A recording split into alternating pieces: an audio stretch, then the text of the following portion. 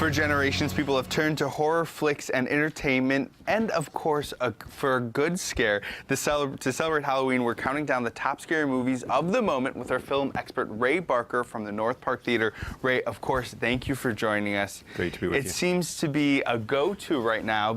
If you're looking at the box office numbers, people going to see horror movies, getting that good scare, because a lot of these movies are at the top of the box office list. Of course, you want to advise that all these movies are not advised for children.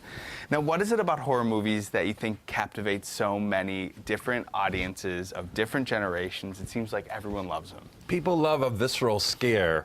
It's a raw emotion, and I think for couples that are dating, there's nothing better than coming to a movie and your partner gets scared and they kind of climb onto your arm or something like that. It's a way of bringing people closer together through a raw emotion. And we're going to break down some of the top movies right now. The first one we're talking about is Ouija.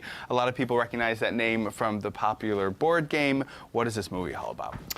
It's about the board game being a kind of conduit into the supernatural, and it's brought young audiences out in droves. Something like 60% of the audiences are under age 25, and mostly young women. So this is a film that stars young women, and it's connected to them as a way to get those bump scares. So we should be expecting the sort of jump out of your seat surprise moments in this film. Yes, one after the other. And then one of the most successful movies recently with horror movies within the past couple of years has been The Conjuring. We're talking about the prequel to that right now, and that is Annabelle. Now, if it's anything like The Conjuring, this has to be absolutely terrifying. Yeah, there's a lot of references to the classic horror film Rosemary's Baby in the film, where essentially the spirit of Satan inhabits this doll and is after this child that's about to be born to this young couple. Some really kind of creepy moments in it. And if it has, like you said, it has a doll in it, and dolls can be surprisingly scary in these horror movies. Yeah, Chucky, Child's Play, a lot of people still have nightmares from that. A lot of people are going to be packing their porcelain doll collection up in boxes after seeing this movie. I think so. All right, the next movie we're talking about is an adaptation, and that is Horns. It stars Daniel Radcliffe. Is this going to be just as good as we've seen him in other horror movies?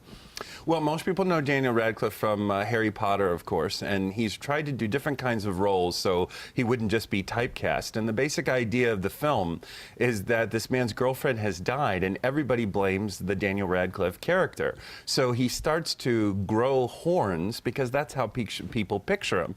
And the horns have a supernatural power which force people to tell the truth. And he uses that ability to find the murder of his girlfriend. So should we expect this to be a horror movie or something that just sort of gets us in the spirit of the season? It crosses genres. It's part horror, part fantasy. And then the next movie we're talking about comes out tomorrow, and that is Nightcrawler. I don't know much about this one, so what is this one about? This is a film that debuted at the Toronto Film Festival and is getting rave reviews for Jake Gyllenhaal, who plays kind of an ambulance-chasing journalist, hence the name Nightcrawler.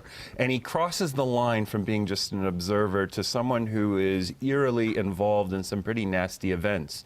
So we're going to get to see Jake really kind of at the top of his acting game in the movie. So one of the things I'm noticing about horror movies, as I try to watch as many as I can during the Halloween season, because I love them so much, is that a lot of them go straight to DVD. Is this because the genre's not that popular, or are we just seeing different avenues to get movies out there? It's a niche genre. I think of the horror films that have been released this year, there's not one that reached $20 million on opening weekend or $35 million overall.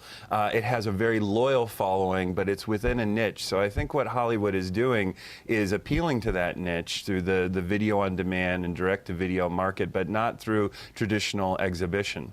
And another way to see a horror movie, if you want it to be a little more niche and support local businesses at the North Park, you're doing something tomorrow that supports not only local business, but also local movies. What is this? The premiere of Within, right? Within, yeah. Local filmmaker Ken Cosentino has done a zombie movie. Hundreds of people have contributed to the film.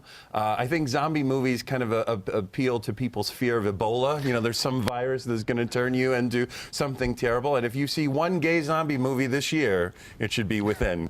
And you know, this is a whole nother subject that we can't get in to talk about right now because we're running out of time, but there's a lot of people making horror movies in Buffalo right now. Yeah, you know, Emil Novak, who owns Queen City Bookstore, has been an avid horror filmmaker for years and years. So many different people locally want to film in different locations. So if you're connected to one of these, you know, old mansions or something like that, one day you get a call, hey, we'd like to make a horror film in your place. I slipped in that last question because tomorrow we'll be checking in with one of those local horror film makers from Deaf Tone Pictures.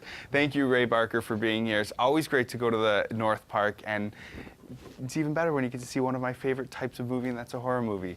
Well, Matt, it's been a pleasure. Have a great Halloween. All right. Pack all those dolls away. They're pretty creepy, but we're going to change gears and head back to the kitchen right now. Well,